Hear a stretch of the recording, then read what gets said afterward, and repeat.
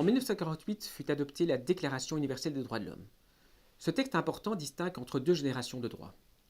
Nous étions au début de la guerre froide. L'URSS a fait pression sur les États occidentaux pour que soit reconnue la deuxième génération de droits, d'inspiration marxiste.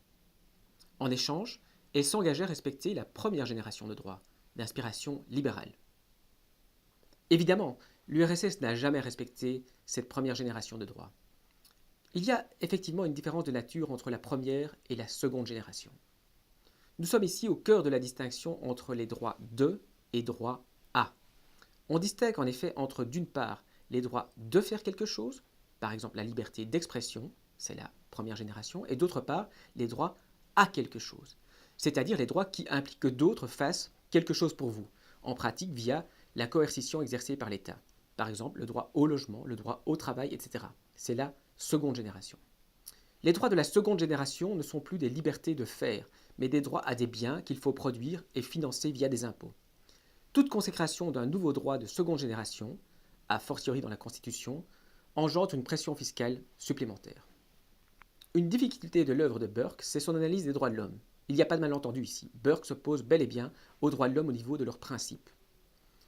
Ce n'est pas au contenu des droits de l'homme eux-mêmes qu'il s'oppose, mais à l'idée qu'il suffit de les proclamer pour les faire exister. Ces droits, dit-il, doivent se conquérir, et cela ne peut se faire que graduellement. En clair, on peut étendre la liste des droits, mais cela nécessite que l'État devienne de plus en plus prospère. L'analyse de Burke est fort contestable au sein de la pensée libérale, mais elle ne manque pas de profondeur. Mentionnons deux éléments de son analyse. La première chose à en dire, c'est que Burke reproche aux droits de l'homme leur caractère éthéré, abstrait, désincarné. Or, un droit n'a de sens que dans un contexte où il intervient. Un droit ne peut pas exister en dehors d'un environnement. Ce point est à rapprocher de son analyse sur la liberté. La liberté n'est pas une abstraction métaphysique. On ne peut à ce titre décider si en soi elle est bonne ou mauvaise. Il faut, avant de poser un quelconque jugement sur la consécration de la liberté dans tel ou tel contexte, examiner si cette consécration ne s'est pas opérée au prix d'un trop lourd sacrifice d'autres biens, et si au total, la liberté ainsi obtenue constitue effectivement ou non un bienfait. Concrètement, est-ce que la liberté se conjugue avec le gouvernement, avec la force publique, avec la discipline, avec la morale, avec la religion, avec la paix, avec les bonnes mœurs, avec l'ordre public, avec le respect et la sûreté de la propriété? Ce sont aussi des biens fondamentaux, et sans eux, la liberté n'est pas un bienfait, et ne peut d'ailleurs exister bien longtemps. Après avoir examiné la situation de la France révolutionnaire, le verdict de Burke est sans appel. C'est une catastrophe. La liberté n'a pas été implantée telle qu'elle aurait dû l'être. Pourquoi? Car on a détruit les supports où elle aurait pu l'être. Mieux vaut répondre à tous ces derniers avec une certaine imperfection plutôt que d'en remplir certains avec la plus grande exactitude et de négliger, voire de gravement compromettre, les autres en raison de ce traitement privilégié. De la même façon, la critique de l'abstraction des droits de l'homme est indissociable de la défense farouche du caractère concret, historiquement fondé, des droits des Anglais. Ces droits, qui constituent l'armature du libéralisme, ont été transmis par les Anglais de génération en génération, tout au long de leur histoire. Par contre, Burke ne conteste pas ce qu'il appelle les véritables droits de l'homme. Quels sont-ils?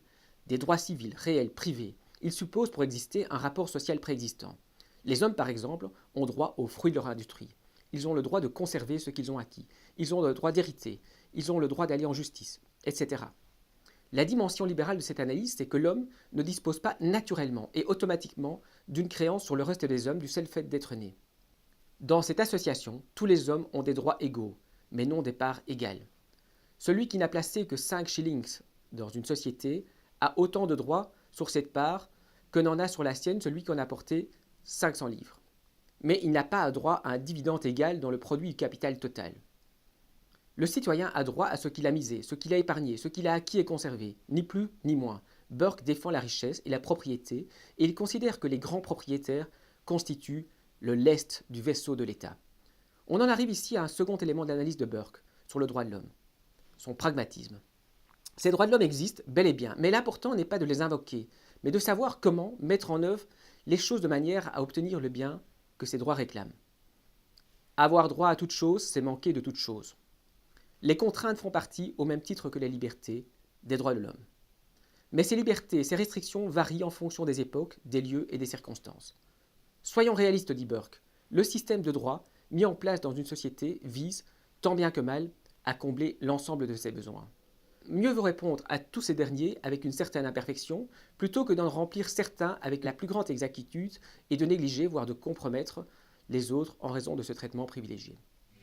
Santa Claus is not real, the government is not free. So don't tread on me.